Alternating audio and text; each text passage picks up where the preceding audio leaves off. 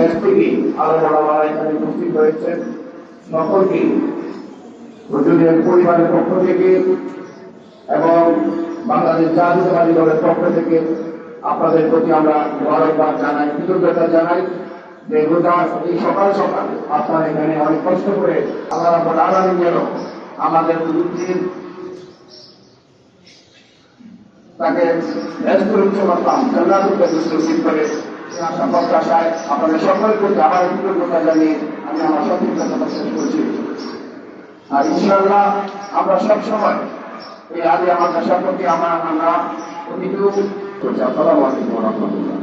প্রিয় উপস্থিতি, আপনাদের সকলকে আমরা ধন্যবাদ জানাচ্ছি। সারা বাংলাদেশ থেকে বিভিন্ন মাদ্রাসার অধ্যক্ষ প্রভাষক বিশেষ করে অনেক বিষয় এসেছেন। কবিরা বিভিন্ন দরবার শুনবে। আমাদের ঐতিহ্যবাহী ইসলামী আলিয়া কামি মাদ্রাসার আমাদের এই পরিবারের পক্ষ থেকে আপনাদের সকলের কাছে আমরা কৃতজ্ঞ।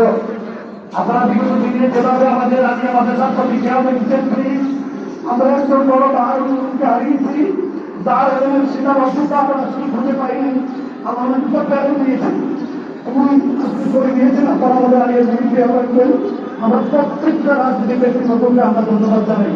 আজকে এই জায়গার মধ্যে ইমারতি করবেন আগাপুরা দরবার কেন্দ্রে সম্মানিত বিচার আজ মাওলানা শাহ নাবিমুল রশিদ কাদরি এবং মোনাজাত পরিবেশন করবেন আমাদের অত্র আলিয়া মাদ্রাসার সাইফুল হাদিস আমাদের উস্তাদ কাজী মাওলানা আব্দুল রাজ্জাক হোসেন মোনাজাত পরিচালনা করবেন।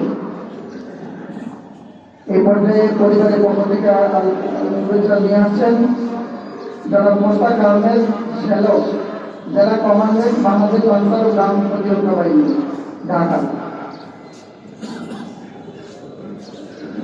সবাই আসসালামু আলাইকুম।